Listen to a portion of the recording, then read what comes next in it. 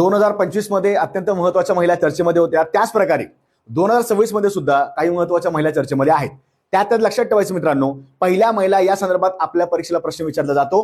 तर Darjeeling toy train जे आहे, ज्यामध्ये सध्या पहिल्या महिला टीटी झालेल्या आहेत. आता लक्षात ठेवायचं मित्रांनो, काही लोकांना वाटतं की टीटी आणि टीसी एकच आहे. टीसी वेगळा असतो आणि टीटी सुद्धा वेगळा असतो. तर लक्षात ठेवायचं, ट्रॅव्हलिंग तिकीट एक्झामिनर त्याला म्हटलं जातं, म्हणजे टीटी. तर त्या महिला कोण आहेत आणि परीक्षेला कसा प्रश्न विचारला जाईल आपण थोडक्यात बघूया. दार्जिलिंग टॉय ट्रेनच्या पहिल्या महिला टीटी कोण आहेत? तर तुम्हाला पर्याय दिलेले आहेत. तर लक्षात ठेवायचं मित्रांनो, याचं बरोबरचं उत्तर आहे आणि त्या व्यक्तीबद्दल आपण थोडक्यात माहिती घेऊया. तर बरोबर आहेत, सरिता योल्मो नावाच्या व्यक्ती आहेत, महिला आहेत. तर त्या सध्या दार्जिलिंग टॉय ट्रेनच्या पहिल्या महिला टीटी झालेल्या आहेत. तर आपण थोडक्यात बघू.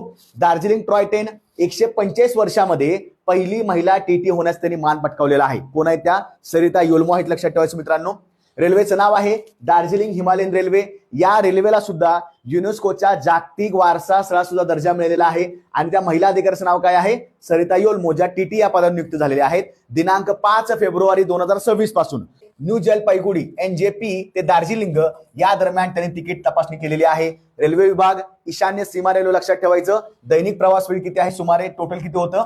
सुमारे 8 तास या ठिकाणी वेळ लागतो. तर मित्रांनो, जर ट्रेन पकडलं किंवा रेल्वे पकडलं तर या संदर्भात अजून एक महिला चर्चेमध्ये असते, जी आपण नेहमी वाचत असतो. तुमच्याकडे प्रश्न मित्रांनो आहे, भारतातील पहिल्या महिला रेल्वे चालक कोण आहेत? व्यवस्थित पर्याय वाचा. याचं बरोबरचं उत्तर आहे कमेंटला टाकून द्या.